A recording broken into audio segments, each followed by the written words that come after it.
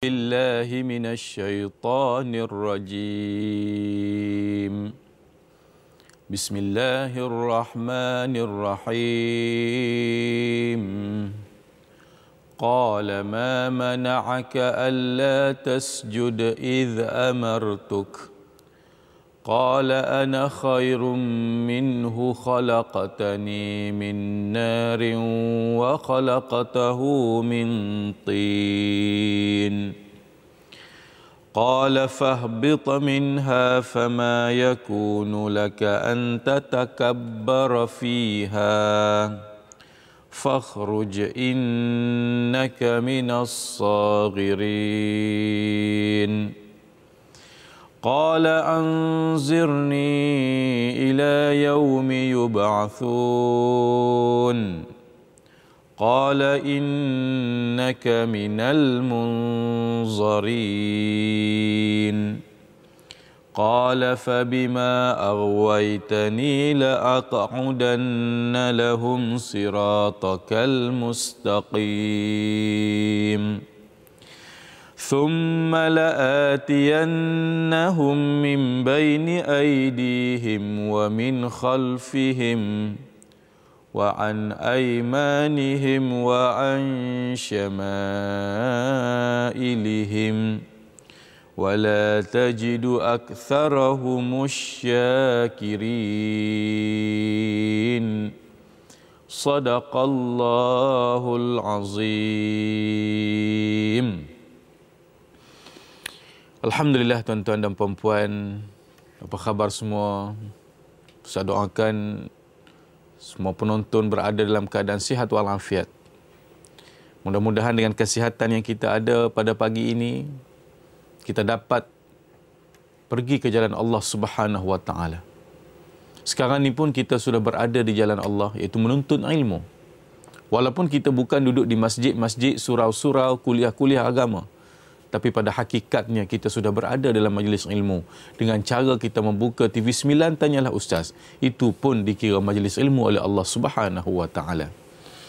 Jadi sidang penonton yang dirahmati Allah sekalian, sebelum kita pergi dengan lebih jauh, Ustaz nak huraikan apakah tafsiran ayat-ayat yang Ustaz bacakan tadi.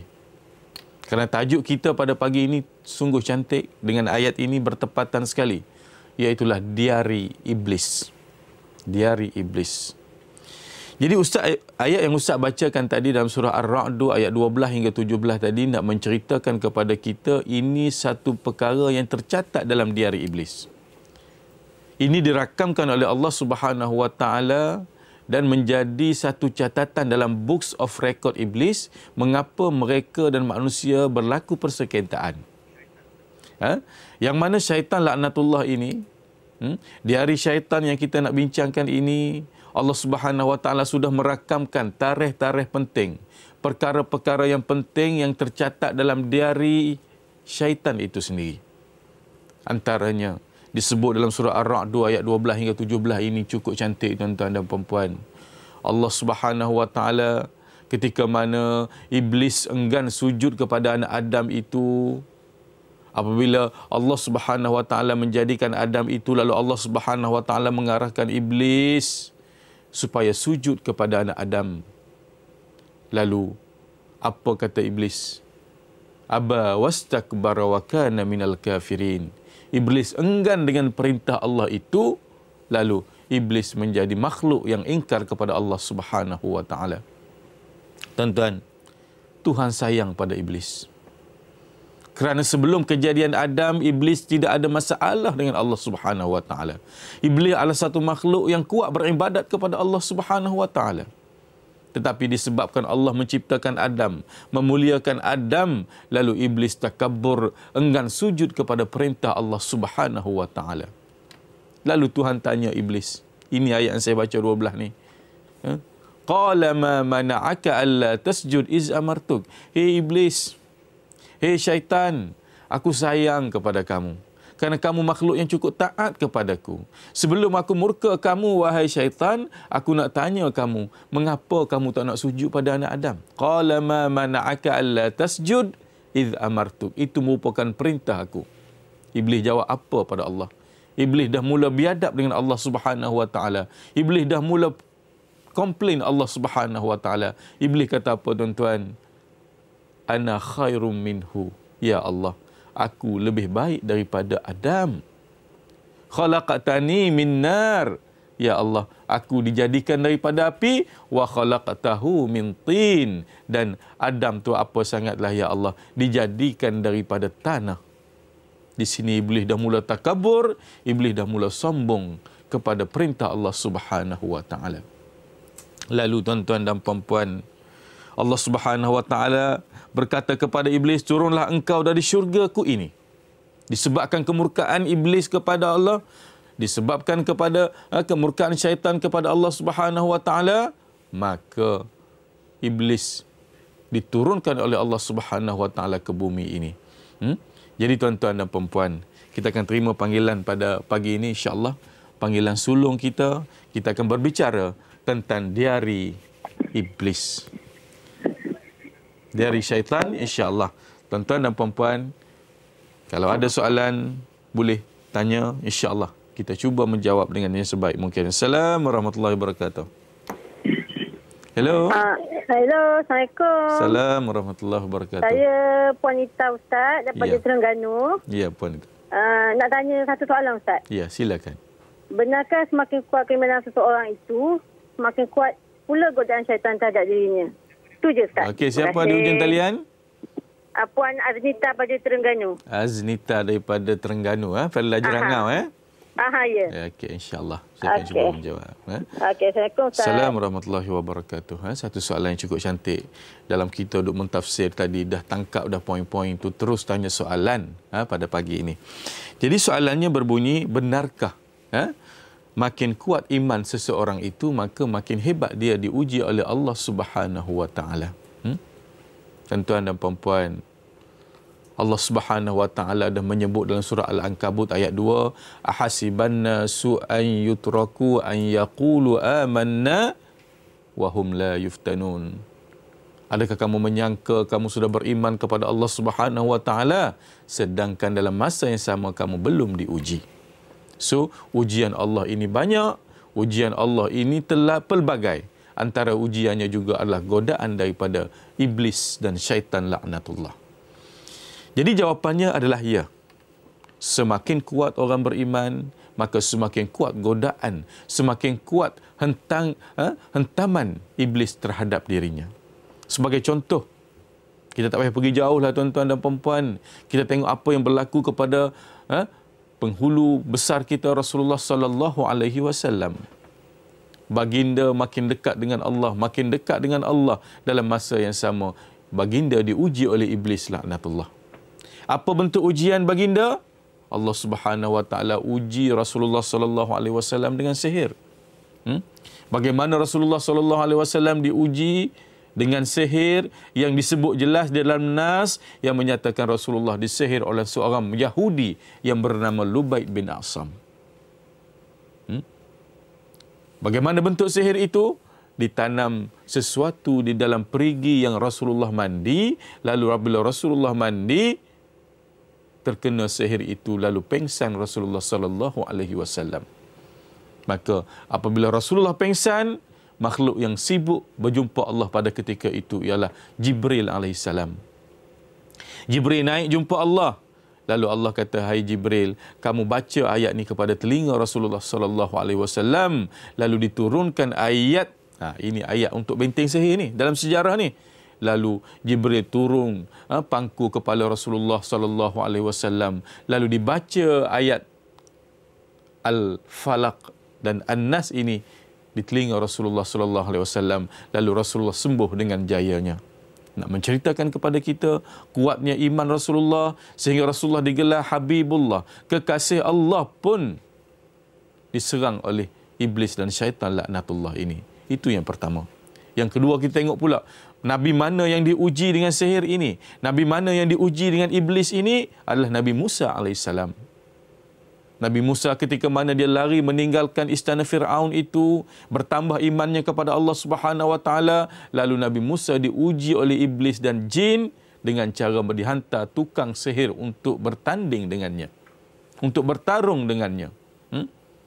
Lalulah dirakamkan di dalam Al-Quranul Karim. Apabila berlaku pertarungan di antara Musa dan tukang sihir itu, diturunkan oleh Allah Subhanahu Wa Taala mukjizat kepada Nabi Musa alaihissalam, iaitulah tongkat Nabi Musa alaihissalam itu boleh membantu Musa di dalam mengalahkan tukang sihir yang mana pihak ketiganya adalah jin dan iblis. Tuan-tuan, nak menceritakan kepada kita bahawa semakin tinggi iman seseorang, maka semakin kuat ujian dan dugaan iblis dan syaitan kepadanya. Yang ketiga, contoh yang paling dekat, iaitulah kisah Nabi Ayub alaihissalam. Makin dekat Nabi Ayub dengan Allah, maka makin hebat Nabi Ayub diuji. Makin dekat Nabi Ayub dengan Allah, habis kebun, tanaman, ternakan dia diuji oleh Allah Subhanahu Wa Taala. Makin dekat Nabi Ayub dengan Allah, habis anak-anak dia mati disebabkan penyakit misteri. Dan Nabi Ayub pun kena penyakit misteri ini, tuan-tuan dan puan-puan. Sebab apa? Sebab dia makin dekat dengan Allah Subhanahu Wa Taala. Tuan-tuan dan puan-puan, kita akan bertemu lagi selepas ini dalam membicarakan diari syaitan.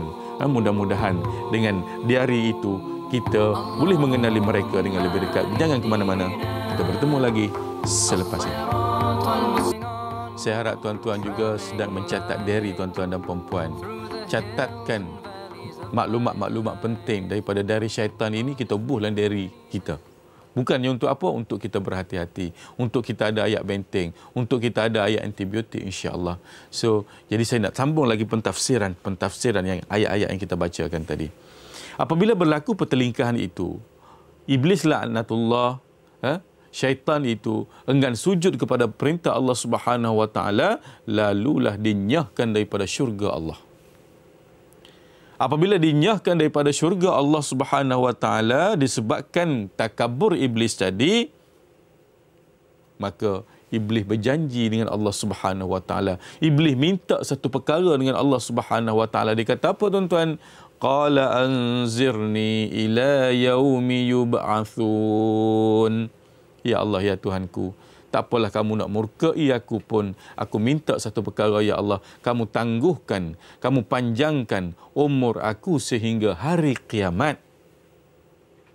Lalu tuan-tuan, Tuhan lulus permintaan iblis ini dengan mana Tuhan menjawab, qala innaka minal munzarin. Tak apalah syaitan, aku bagi tangguh umurmu sampai hari kiamat. Apabila Allah bagi tangguh pada dia, tuan-tuan dan puan-puan, apa pula janji dia? Qala fabima aghwaytani la aq'udanna lahum siratakal mustaqim. Ya Allah, di dalam pemanjangan umur yang kau berikan kepadaku ini, aku tidak akan sia-siakan dengan tempoh itu.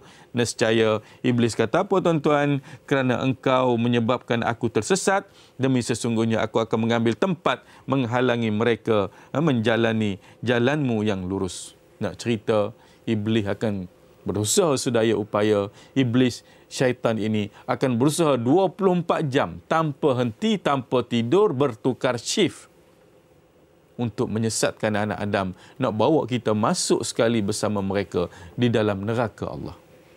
So, antara tercatat juga di sini dalam diari syaitan ini, iblis tak mati sampai hari kiamat, kerjanya nak menyesatkan manusia, bawa kita ke neraka Allah. Itu dialog yang saya bawa, iblis syaitan ini dengan Allah Subhanahu Wa Taala dirakamkan di dalam Al-Quranul Karim ayat 12 yang kita bincang ini. Jadi orang persoalkan, Ustaz betul ke ada orang bunuh jin, ada orang sembelih jin, jin mati ke Ustaz? Jin mati ataupun tidak? Ada Tok Bomo tu pergi pasung jin, ada Tok Bomo tu bunuh jin beratus-ratus ekor, Ustaz. Apa ni? Maka berdasarkan kepada ayat ini, kata ulama, qala anzirni ila yaumi yub'atsun. Ya Allah, ya Tuhanku, tangguhkan umurku hingga ke hari kiamat. Lalu Tuhan jawab, qala innaka minal munzarin. Hei iblis, kamu ditangguhkan umurmu sampai hari kiamat. Berdalilkan kepada ayat ini, jin tak mati. Jin tak mati dan umurnya panjang hingga ke hari kiamat, barulah dia mati. Berdasarkan kepada surah Ar-Ra'd 2 ayat 14 ini, hujah yang menyatakan kepada jin itu tidak mati. Jadi sidang penonton yang dirahmati Allah sekalian, kita kena ingat bahawa di dalam sejarah iblis, ada beberapa perkara yang mana iblis menangis dengan sekuat-kuatnya. Iblis menangis dengan sekuat-kuatnya, di antaranya ketika mana iblis dinyahkan oleh Allah Subhanahu Wa Taala daripada syurga ke bumi. Pada masa itu Adam dan iblis dan syaitan ini sudah berada di dalam syurga. Dia menggoda anak Adam supaya makan buah khuldi sebab dia nak duduk seorang dalam syurga. Dia nak suruh anak Adam jatuh ke bumi ini. Tapi disebabkan godaan itu, lalu Nabi Adam termakan buah khuldi yang dilarang oleh Allah Subhanahu Wa Taala itu, maka Nabi Adam dinyahkan ke bumi dengan iblis sekali dinyahkan ke bumi pada ketika itu. Tercatat dalam Books of Record iblis. Iblis menangis dengan sekuat-kuatnya, kecewa dengan tindakannya ganggu manusia, disebabkan dia ganggu manusia, kedua-duanya Tuhan nyahkan ke bumi ini. Jadi nak menceritakan kepada kita, ini juga detik penting yang mesti tercatat dalam diary syaitan itu tadi. Ini sidang penonton yang dirahmati Allah sekalian. Kita kena ingat, di mana pun kita berada, masa mana pun kita hidup, iblis 24 jam sentiasa memerhatikan kita.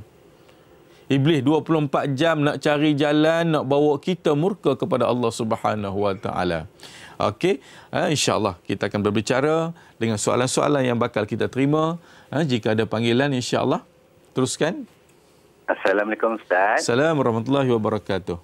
Saya Muhammad Ibrahim Muhammad Taib dari Puncak Alam. Ya, Muhammad Ibrahim Puncak Alam. Ya, soalan okay, saya. Sabda Rasulullah SAW yang bermaksud, setiap anak Adam yang dilahirkan ditusuk kedua-dua sisinya oleh syaitan. Pipinya. Sisinya, okey. Adakah tangisan pertama bayi kerana kesakitan akibat tusukan syaitan itu? Okey. Itu saja. Itu saja. Terima kasih Ibrahim bin Muhammad Taib daripada Puncak Alam, Selangor, insya-Allah. Satu soalan yang cukup cantik. Wa ma yuntiqu 'anil hawa in huwa illa wahyun yuha. Rasulullah tidak bertutur kecuali apa yang diwahyukan oleh Allah Subhanahu Wa Taala. Dalam kes tadi, dia menceritakan satu hadis yang mana mafhumnya, apabila lahirnya seorang anak Adam ke muka bumi ini, iaitu bayi, maka ditusuk sisinya oleh iblis laknatullah. Jadi adakah betul apa yang dikatakan oleh Rasulullah sallallahu alaihi wasallam ini, Ustaz? Ya. Sebab itulah tuan-tuan dan puan-puan, apabila lahirnya bayi ke muka bumi ini, antara kewajipan ibu bapa adalah mengazankan di telinganya. Azan di telinga bayi itu satu laungan kebesaran Allah Subhanahu Wa Taala. Azan nak menceritakan bahawa tangisan pertama bayi itu adalah disebabkan sentuhan iblis itu tadi. Sebab Rasulullah juga ada menyebut, kullu mauludin yuladu alal fitrah. Setiap kelahiran itu dilahirkan di dalam keadaan suci murni.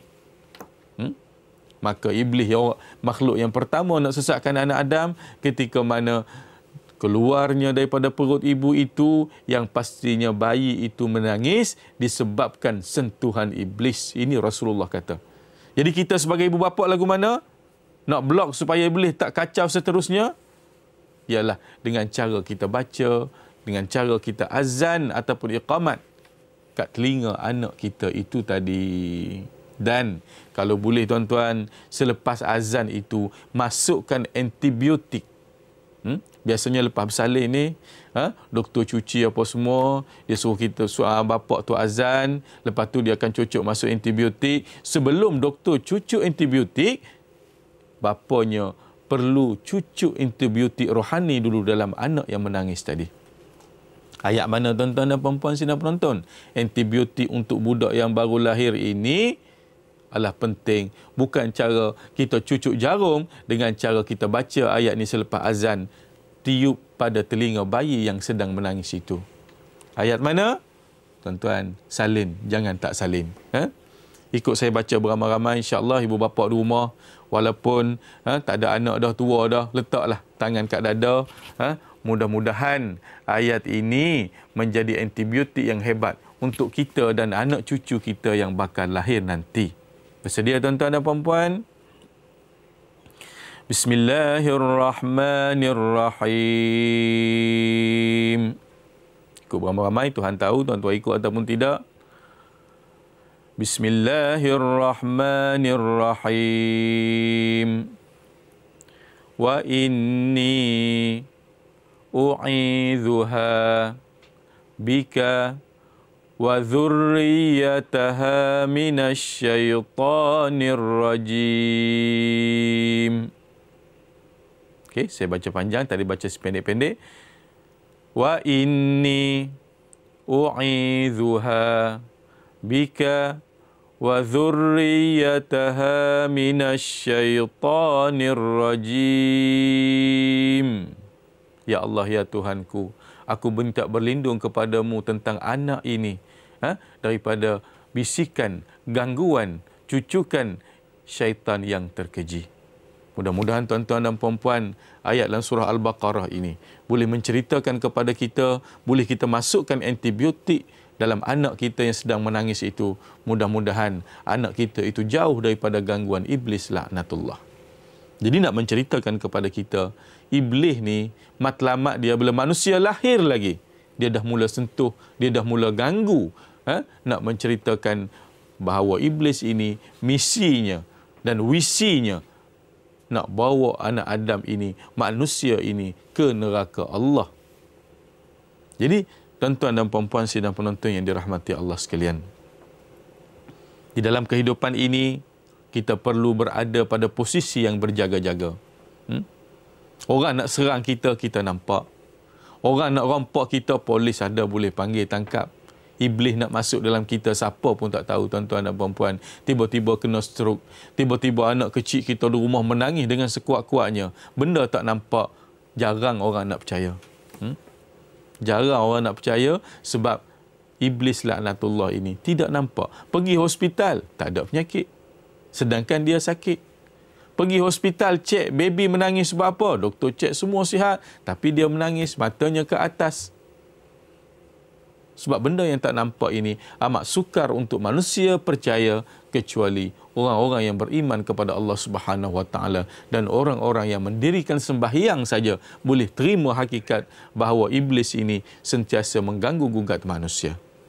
Apapun tuan-tuan dan puan-puan, insya-Allah kita bertemu lagi selepas ini. Jangan ke mana-mana dalam tips-tips bagaimana untuk mengatasi gangguan-gangguan daripada syaitan laknatullah, dan jangan ke mana-mana.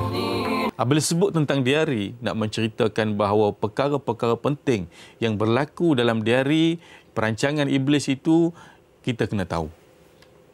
Kita kena tahu bagaimana iblis dan syaitan ini sentiasa mencari jalan untuk menyesatkan anak Adam ini dengan pelbagai dugaan.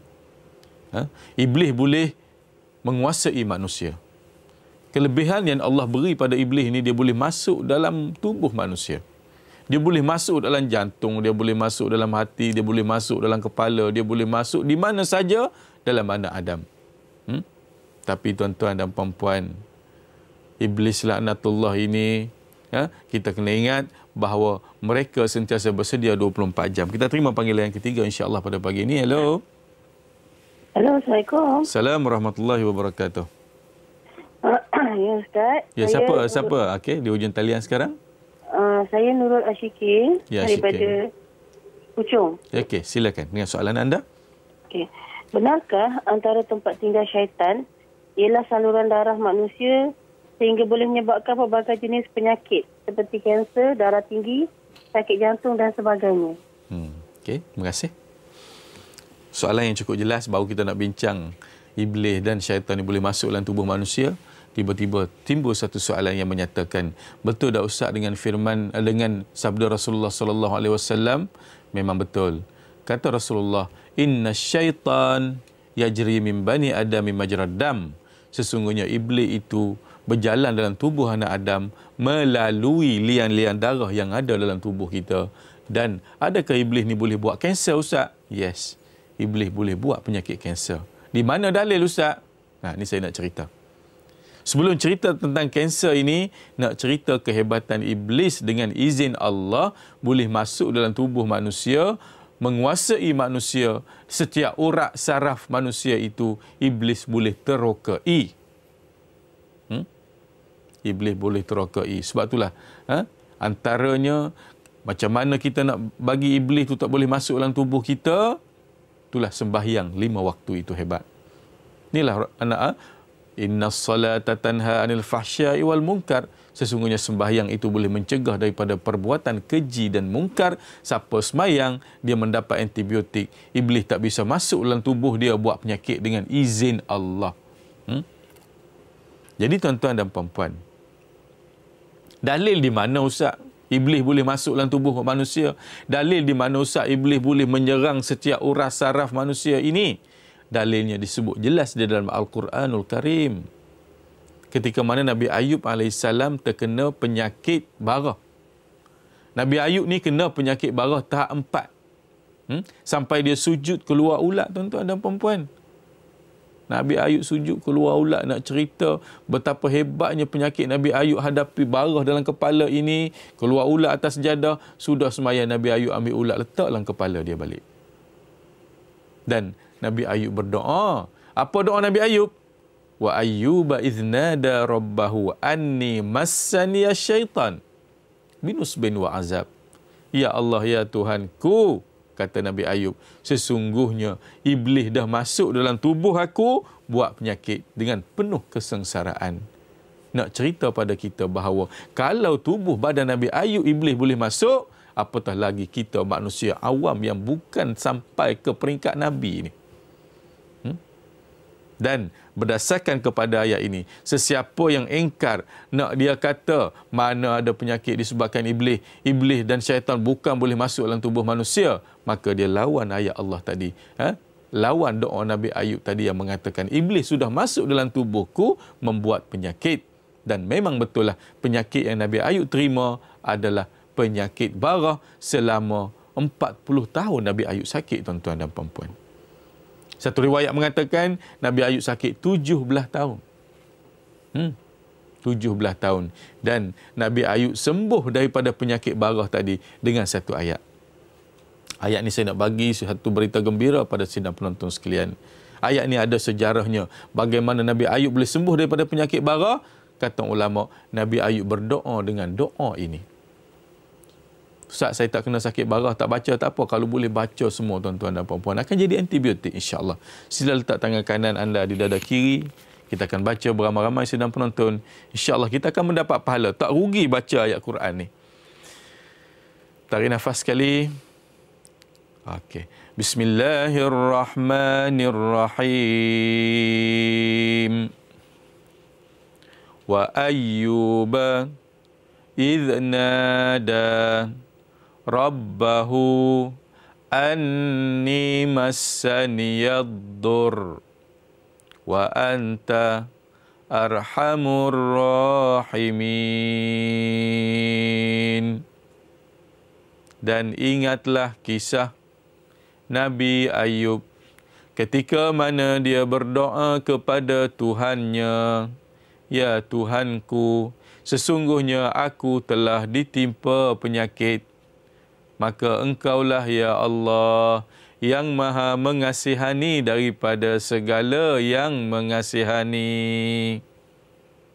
Tuan-tuan dan puan-puan, ayat tadi sungguh cantik untuk kita lalui. Ayat tadi sungguh cantik untuk kita terokai. Kerana ayat tersebut bisa menyembuhkan penyakit bara yang ada dalam tubuh Nabi Ayub AS itu sendiri. Ad-dur di situ bererti bara, kata ulama. Rupa-rupanya Nabi Ayub kena penyakit bara. Sebab apa Nabi Ayub kena penyakit bara? Sebab Nabi Ayub dimasuki iblis laknatullah ke dalam tubuh badannya. Dalam liang-liang darah Nabi Ayub diserang oleh iblis. Dalam saraf Nabi Ayub iblis boleh masuk. Akhirnya Tuhan campakkan kesembuhan Nabi Ayub disebabkan Nabi Ayub berdoa dengan doa tadi. Jadi kepada mereka yang berpenyakit kanser, mereka yang penyakit bara, mereka yang mempunyai sebarang ketumbuhan saja, kata ulama, maka ayat ini cukup bagus untuk mereka amalkan Kalau dia ada penyakit bara, insya-Allah akan sembuh. Kalau dia tak ada penyakit bara, insya-Allah dicampakkan antibiotik oleh Allah Subhanahu Wa Taala ke dalam tubuh badannya. Jadi Al-Quran itu indah. Al-Quran itu hebat.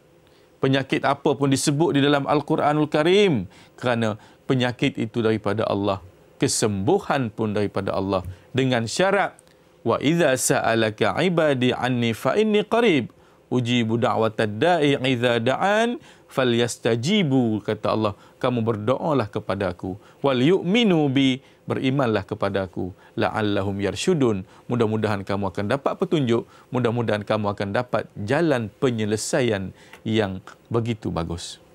Jadi sidang penonton yang dirahmati Allah sekalian, kita kena ingat bahawa Al-Quran adalah merupakan mukjizat yang diturunkan kepada Allah, kepada Rasulullah sallallahu alaihi wasallam.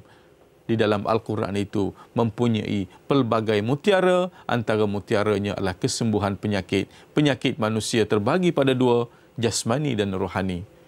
Jasmani ada tempat untuk mengadu, iaitu hospital. Rohani ada tempat untuk mengadu, iaitulah baca Quran, zikir dan sebagainya. Jasmani juga boleh diubati dengan Al-Quran, rohani juga boleh diubati dengan Al-Quran. Dengan syarat, kata Allah Subhanahu Wa Taala, Tuhan suruh kita minta. Kalau kita sakit, minta ubat dengan doktor. Kalau kita sakit, minta doa dengan Allah. Ayat-ayat yang seumpama tadi yang bisa menyembuhkan sebarang penyakit yang ada dalam tubuh badan manusia. Tengok Nabi Ayub, tuan-tuan. 2 kali Nabi Ayub berdoa dalam suasana yang berlainan. Pertama, Nabi Ayub kata, aku ditimpa penyakit bara. Yang kedua, Nabi Ayub berdoa, ya Allah, ya Tuhanku, aku diresapi iblis. Jadi nak menceritakan bahawa pertalian di antara dua perkara ini ada kaitannya. Fakashafna ma bihi min dur. Akhirnya Nabi Ayub sembuh daripada penyakitnya, tuan-tuan dan puan-puan. Sebab apa Nabi Ayub sembuh? Sebab dia minta dengan Allah Subhanahu Wa Taala akan kesembuhan. Jadi jelas kepada kita semua bahawa dengan membaca Al-Quran itu, penyakit manusia akan sembuh dan penyakit manusia akan menjadi baik dengan izin Allah, biiznillah. Jadi nak menceritakan kepada kita bahawa penyakit apa sekalipun, walaupun daripada iblis, walaupun daripada syaitan, insya-Allah boleh dirawat, boleh diubati dengan syarat manusia itu sendiri kena berikhtiar. Manusia wajib berikhtiar. Kalau dia sakit tak ikhtiar, hukumnya haram. Dia demam tak makan Panadol, hukumnya haram. Dia sakit iblis tak berubat, hukumnya haram. Ustaz, sebab apa kata macam tu? Sebab Allah menyebut dalam Quran, wala tulqu aydiyakum ila tahlukah, jangan kamu campakkan diri kamu ke arah kebinasaan. Kalau dengan tidak makan Panadol itu kita boleh panas kepala, kita boleh tarik sawan dan sebagainya. Sebab itulah makan ubat tu pada ketika itu wajib bagi kita. Wajib bagi kita.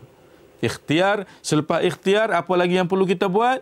Selepas ikhtiar pula dia kena bertawakal kepada Allah Subhanahu Wa Taala, yakin bahawa penyakit daripada Allah dan penyembuhan pun daripada Allah Subhanahu Wa Taala. Nah, kita kena ingat, penyakit daripada Allah, kesembuhan daripada Allah. Aku hanya ikhtiar, aku makan ubat, aku jumpa perawat yang mana bukan perawat tu penyembuh, Allah penyembuh. So, aku berikhtiar sahaja dan aku bertawakal. Kata Allah Subhanahu Wa Taala, fa idza azamta fatawakkal 'ala Allah. Apabila kamu berazam, bercita-cita sudah berubat nak sembuh, maka musrahlah kepada Allah Subhanahu Wa Taala, kerana dengan tawakal itu mendekatkan manusia kepada si pencipta, iaitulah Allah Rabbul Jalil. Hello. Hello, ya, Ustaz. Ya. Ya, Ustaz. InsyaAllah, silakan dengan persoalan anda. Saya ada satu soalan, Ustaz. Sebelum tu, siapa di hujung talian? Boleh Ustaz tahu? Ya? Siapa di hujung talian yang bercakap dengan Ustaz sekarang? Saya Mayudin Mazuki daripada Kelang, Selangor, Ustaz. Okey, Mayudin. Selamat pagi. Silakan dengan persoalan anda. Saya ada satu soalan, iaitu mengenai syaitan dicipta daripada api. Dijadikan bagaimana syaitan akan dibakar dalam api neraka, sedangkan asalnya daripada jisim yang sama, Ustaz. Okey. Satu soalan yang cukup bagus. Soalannya berbunyi, jin dan iblis tu daripada api. Bagaimana dia diazab dengan api sedangkan dia jisim yang sama? Di jisim yang sama. InsyaAllah kita berhenti seketika, kita berehat seketika, kita akan sambung balik selepas ini. Pastikan tuan-tuan dan puan-puan jangan ke mana-mana dalam perbincangan yang semakin hangat insyaAllah. Kita terus pada jawapan soalan yang bertanya tadi, iaitu Mahyudin Marzuki daripada Selangor, Kelang, Selangor. Iaitulah beliau bertanya, memanglah manusia sentiasa berfikir dengan soalan ini. Ustaz, jin dan iblis nanti, syaitan nanti akan diazab oleh Allah Subhanahu Wa Taala dalam api neraka. Dalam masa yang sama, Ustaz, mereka juga daripada api. Satu jisim yang sama. Adakah mereka boleh mati? Adakah mereka boleh azab dengan jisim yang sama ini? Tuan-tuan dan puan-puan sidang penonton yang dirahmati Allah sekalian. Secara mantiknya, apa itu mantik? Kalau orang mengaji sekolah Arab, sekolah agama, dia ada satu mata pelajaran, itu mantik. Mantik ni nak ajar cara berfikir, nak ajar cara jawab dengan menggunakan akal. Tuan-tuan, adakah jin sakit, jin boleh mati dengan disebabkan api? Itu satu soalan. Dan saya nak tanya, kita daripada tanah, adakah manusia boleh mati dan sakit kerana tanah? Minggu lepas saja kita digemparkan 2 pekerja pembinaan mati sebab ditimbuh oleh tanah. Ditimbus oleh tanah. Adakah sakit, Ustaz, api menyakitkan jin sedangkan dia daripada api? Secara mantik juga saya nak jawab. Cuba kita ambil tanah, kita buat macam bola, kita ambil tanah, kita baling pada tubuh badan seseorang. Sakit tak? Sakit. So, itu tidak menjadi satu persoalan. Yang pentingnya, walaupun jisim yang sama, dia boleh menyakitkan kita, dia boleh mematikan kita. Sebab itulah Allah Subhanahu Wa Taala menceritakan kepada kita di dalam Al-Quran bahawa dalam api neraka ini, orang yang ingkar kepada Allah akan masuk neraka Allah, walaupun jin, iblis, manusia, seluruh manusia daripada Adam, seluruh jin manusia daripada Ifrit dan Azazil dulu akan masuk neraka Allah. Diazabkan dengan api yang begitu panas. Waquduhan nas wal hijarah uiddat lil kafirin. Qu anfusakum wa ahlikum nara. Jagalah diri kamu, keluarga kamu daripada api neraka kerana bahan bakarnya begitu hebat dan begitu panas. Jadi jawapan kepada Muhyiddin tadi, walaupun dia jisim yang sama, dia boleh menyakitkan dan boleh mematikan. Sebagai manusia daripada tanah, manusia boleh mati kerana tertimbus, manusia boleh sakit kerana dibaling dengan tanah. Itu secara mantik. Jadi sidang penonton yang dirahmati Allah sekalian, selama 3 hari kita berancangan, banyak poin-poin yang Ustaz nak bagi tahu, ayat-ayat yang Ustaz bagi tahu, baca beramai-ramai tadi, sungguh indah, sungguh cantik. Kalau Nabi Ayub boleh sembuh dengan cara berdoa kepada Allah, mengapa kita juga makhluk Allah yang dekat dengan Allah ini insya-Allah boleh sembuh penyakit kita itu dengan ayat-ayat tadi. Dan penggulungan yang Ustaz nak buat juga pada tuan-tuan dan puan-puan pada pagi ini, kita kena sentiasa berwaspada kerana iblis itu 24 jam tanpa henti bertukar shift nak cari jalan bagaimana nak bawa manusia ini ke neraka Allah. Kecuali manusia mana yang iblis tidak bisa kontrol, manusia jenis mana iblis tidak bisa atur dia, mukhlisina lahuddin, orang-orang yang betul-betul ikhlas kepada Allah Subhanahu Wa Taala. Sebab itulah Tuhan suruh kita buat ibadat dengan keikhlasan. Wa ma umiru illa liya'budullaha mukhlisina lahuddin. Tuhan kata, aku tak suruh kamu buat ibadat kecuali kamu ikhlas kepada aku, kata Allah Subhanahu Wa Taala. Rupa-rupanya keikhlasan ini merupakan satu antibiotik yang hebat yang tidak bisa manusia, yang tidak bisa iblis syaitan tembusi manusia itu jika ada antibiotik ikhlas di dalam tubuh badannya. Jadi sidang penonton yang dirahmati Allah sekalian, mudah-mudahan selama 3 hari kita berancangan ini, tuan-tuan kenyang dengan makanan rohani. Tuan-tuan dah santap rohani dengan ilmu. Selepas sarapan pagi, kita duduk depan TV, tanyalah Ustaz TV 9 ini. Itu kita sedang bagi makanan pada rohani kita yang lapar itu. Kalau rohani kita kenyang, iblis tidak bisa mengganggu kita. Yang iblis ganggu adalah rohani yang lapar, rohani yang mencari-cari tentang kebenaran, rohani yang mencari-cari tentang kehebatan manusia itu sendiri, dicemburui oleh iblis laknatullah. Dan seterusnya.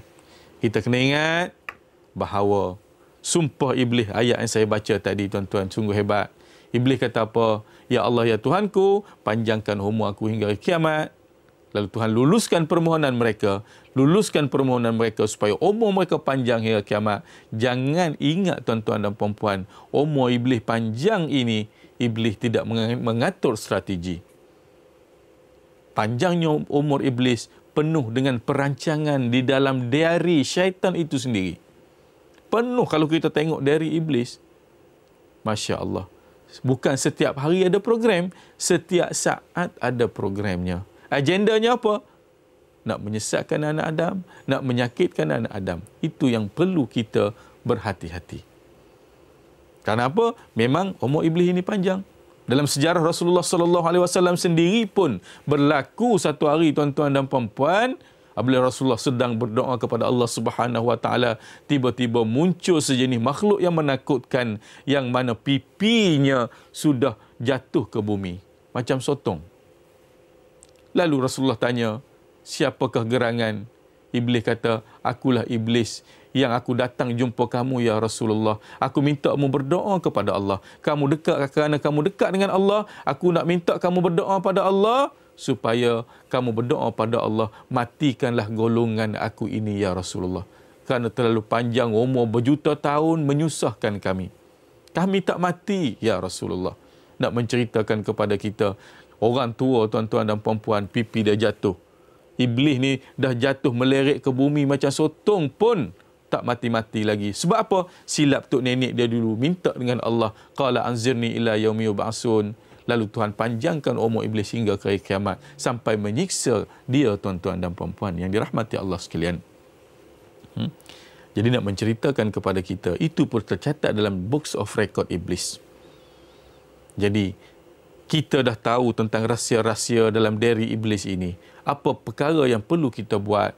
Bentengi diri anda daripada gangguan iblis dan jin laknatullah tuan-tuan. Mudah-mudahan rancangan ini saya bagi pengakhirannya yang baik. Iaitulah saya nak bagi satu antibiotik kepada tuan-tuan dan puan-puan. Ini mungkin ayat last saya baca untuk 3 hari ini.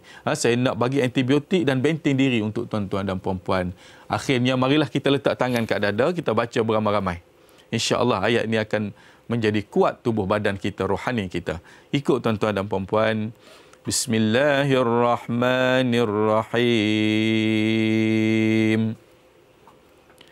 Inna Rabbi ala kulli syai'in hafiz. Sekali lagi. Inna Rabbi ala kulli syai'in hafiz. Yang bermaksud, sesungguhnya Tuhanku Maha Penjaga ke atas makhluknya. Siapa jaga kita tuan-tuan? Tentera Allah. Siapa tentera Allah? Iaitulah malaikat yang sentiasa menjaga kita sekiranya kita baca ayat yang begitu pendek itu tadi. Jadi tuan-tuan dan puan-puan, yakinlah bahawa Al-Quran bisa menghalau iblis. Al-Quran bisa memadamkan perancangan yang tertulis di dalam diari syaitan itu sendiri.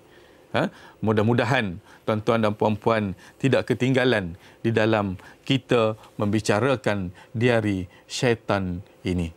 Mudah-mudahan tuan-tuan dan puan-puan, saya yakin tuan-tuan dan puan-puan, doa-doa yang saya ajar itu banyak tuan-tuan tak sempat salin, tak sempat ingat. Jadi saya bukukan doa-doa tersebut dalam satu buku yang bertajuk Mohon Padanya. Apa dia dalam ni? Doa, ayat-ayat yang tuan-tuan terlepas tu. Boleh ambil dalam buku ni, cari kat kedai-kedai buku. InsyaAllah memberi pencerahan kepada kita tentang ayat-ayat yang saya jazahkan itu tadi. Mudah-mudahan kita akan baca doa. Mudah-mudahan dengan doa itu Allah Subhanahu Wa Taala mendengar rintihan hamba-hambanya. Bismillahirrahmanirrahim. Alhamdulillahi rabbil alamin. Assalatu wassalamu ala asyrafil anbiya'i wal mursalin wa ala alihi wa sahbihi ajma'in. Ya Allah, ya Tuhan kami, jadikan majlis ilmu kami pada pagi ini majlis yang diberkati oleh-Mu, ya Allah. Jangan sesekali Engkau jadikan majlis ilmu kami pada pagi ini majlis yang dimurkai oleh-Mu, ya Allah. Ya Allah, ya Tuhan kami, berkatilah ayat-ayat yang kami pelajari selama 3 hari berancangan ini, ya Allah. Mudah-mudahan dengan ayat tersebut boleh menjadi antibiotik dalam tubuh badan kami dan menyembuhkan penyakit kami, ya Allah. Ya Allah, ya Tuhan kami, sesungguhnya kami menzalimi diri kami sendiri. Sekiranya Engkau tidak mengasihani kami dan tidak mengampuni kami, maka jadilah kami orang-orang yang rugi, ya Allah. Ya Allah, ya Tuhan kami, jadikan permulaan hari ini bagi kami kebaikan, pertengahan hari ini bagi kami kebajikan, dan akhir hari ini bagi kami keberkatan-Mu, ya Allah. Rabbana atina fid dunya hasanah wa fil akhirati hasanatan wa qina azaban nar. Subhana rabbika rabbil izzati amma yasifun wa salamun alal mursalin walhamdulillahi rabbil alamin. Tahniah pada tuan-tuan sidang penonton kerana berjaya mengikuti rancangan kita selama 3 hari. Mudah-mudahan mendapat manfaat. Wabillahi taufiq wal hidayah. Wassalamualaikum warahmatullahi wabarakatuh.